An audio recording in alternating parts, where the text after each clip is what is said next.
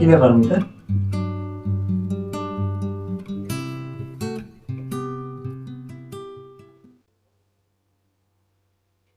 তুমি ঠিক আছো তো?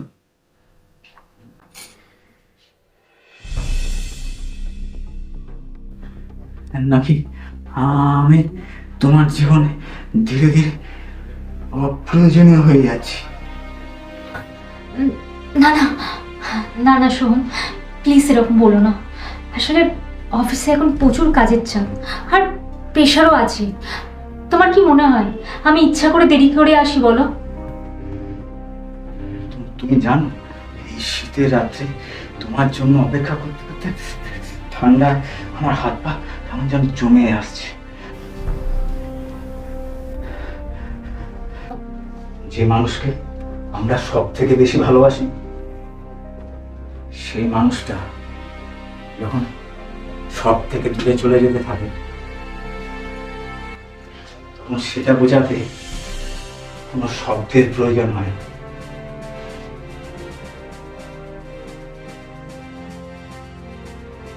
তার চোখের ভাষাই যথেষ্ট।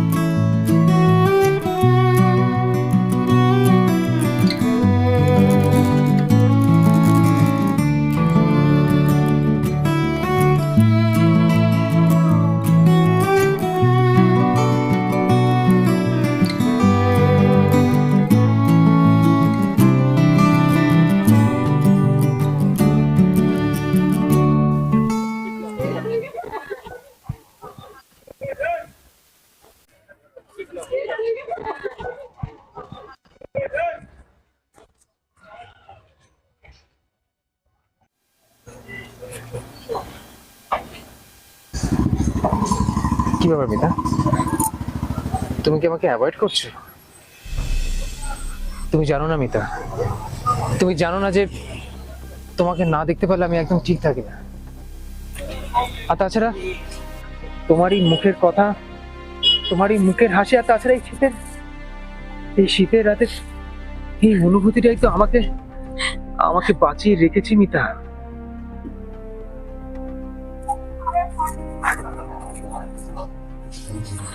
আদি, তুমি কি বুঝতে পারছো না? তুমি তুমি আমার থেকে কি চাও বলো? জানো না সোহম সোহম আমাকে কতটা ভালোবাসে, আমাকে আমাকে কতটা সম্মান করে।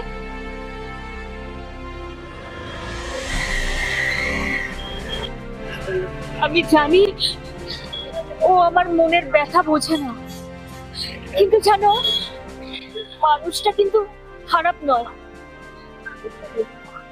আর তোমার সাথে আমার টানা পড়ে,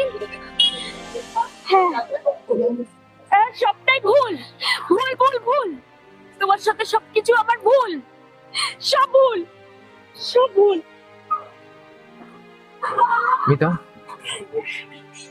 মিতা, ভালোবাসা কখনো ভুল হতে পারে না মিতা।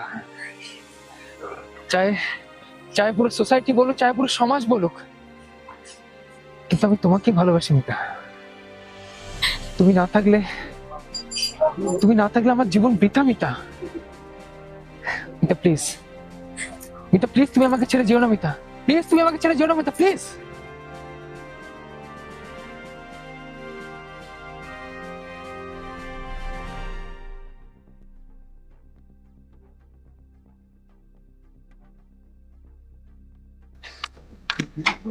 এসো মিতা, এসো।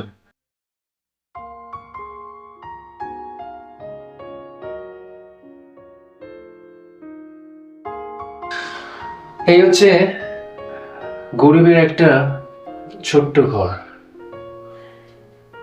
যা তুমি আসাতে আজ স্বর্গে পরিণত হয়েছে।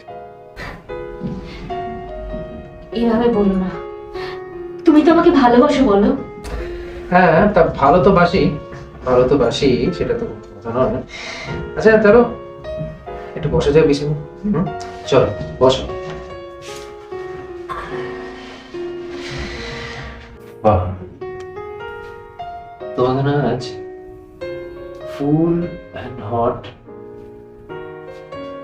সেক্সি লাগছে।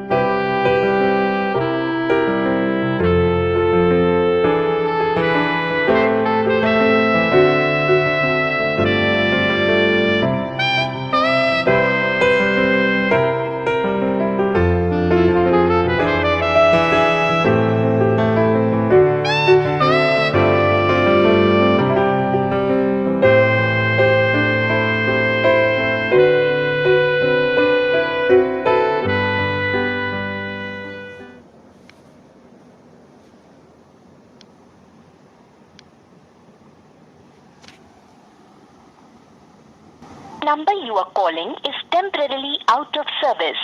Please try later.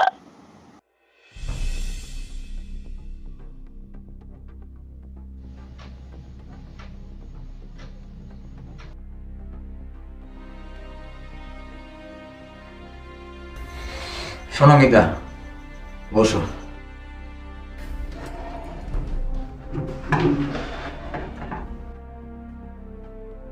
আমি তোমাকে বাঁধতে চাই না মিতা, কিন্তু একটা কথা জেনে রেখো, তোমাকে হারানোর ভয় আমাকে প্রতিদিন মেরে ফেলছে।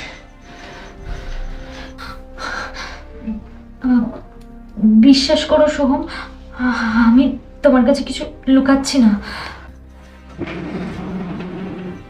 কথা লুকানো আর সত্য লুকানো এক নয় মিতা।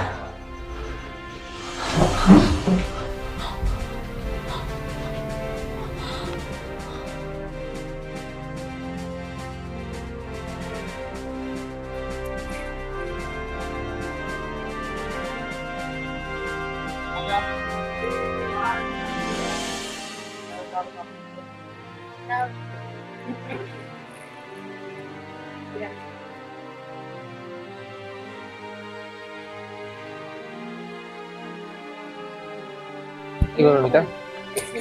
এ কি আদি, তুমি? আদি আমাকে ছাড়ো, এটা ঠিক নয়। আমাকে আমাকে বাড়ি যেতে হবে। মিতা আমার কথাটা শোনো মিতা। মিতা আমার কথাটা শোনো মিতা। মিতা তুমি কেন? মিতা মিতা আমার মিতা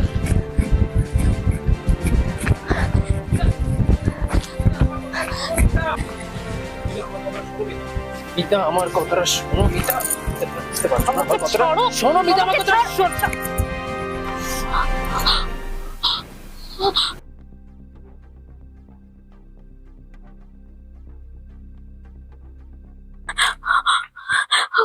Oh my God!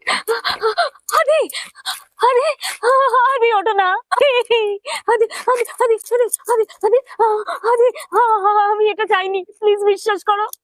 আদি, আদি, আদি ওঠো।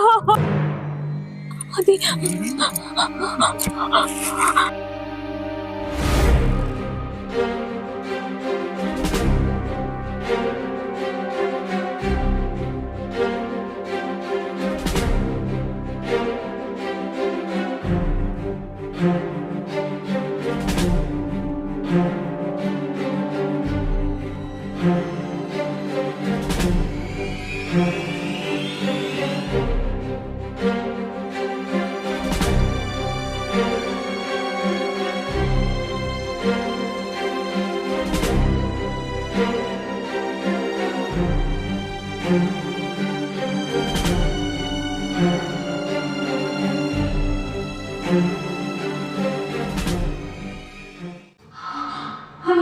আমি দোষী, আমি পাপ করেছি, কিন্তু আমি কাউকে প্রতারণা করতে চাইনি।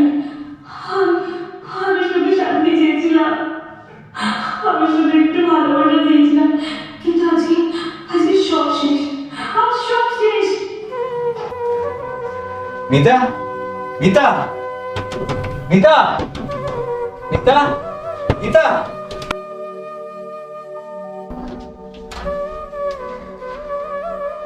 কি হয়েছে? কি হয়েছে মিতা, বলো।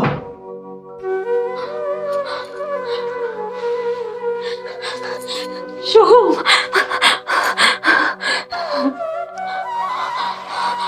আমি না জানো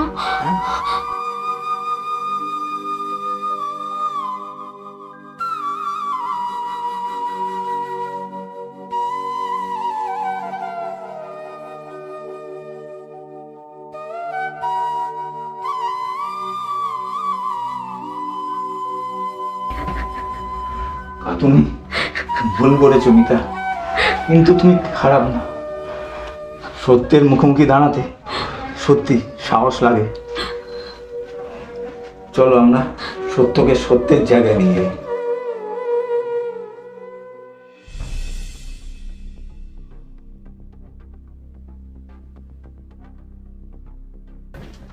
আমি থানায় ফোন করছি।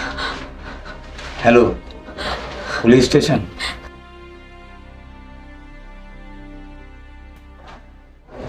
আচ্ছা সোমবাবু, বিষয়টা কি একটু আমাকে খুলে বলুন তো, তাহলে আমাদের ইনকোয়ারি করতে একটু সুবিধা হবে। কারণ বিষয়টা অ্যাটেম্প্ট টু মার্ডারের দিকেই গিয়েছে। আসলে আদির সঙ্গে মিতার একটা সম্পর্ক ছিল, বলতে পারবেন এক্সট্রা ম্যারিটাল অ্যাফেয়ার। আমি প্রথমে জানতাম না। আমি একদিন যখন অনেক রাত্রে পর্যন্ত মিতা বাড়ি ফিরছিল না, আমি চিন্তায় আমার হাত পা ঠান্ডা হয়ে যাচ্ছে। তারপর মিতা যখন বাড়ি ফেরে ওর সঙ্গে আমার কিছু কথোপকথন। মানে এটা কি প্রথম? প্রথম বলতে পারেন, হ্যাঁ, কারণ সেদিনই প্রথম মিতার ফোনে আদির ফোনটা আসে। আচ্ছা, আমি জানতে পারি যে ওই নামে কোনো ছেলের সঙ্গে মিতার একটা অ্যাফেয়ার।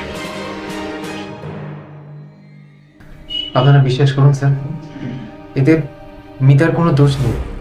অ্যাকচুয়ালি আমি ওকে প্রেশার দিয়েছিলাম এই কাজটা করার জন্য। বিশ্বাস করুন, এতে এতে ওর কোনো দোষ নেই। প্লিজ আপনারা একটু বিশ্বাস করুন। তুমি তাহলে স্বীকার করছো? আমি স্বীকার করছি যে আমিই দোষী।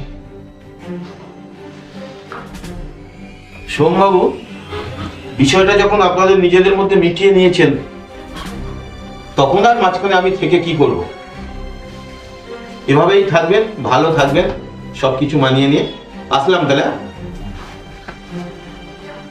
আদিবাবু চলুন তাহলে, আমাদের যা যাক। চলুন স্যার।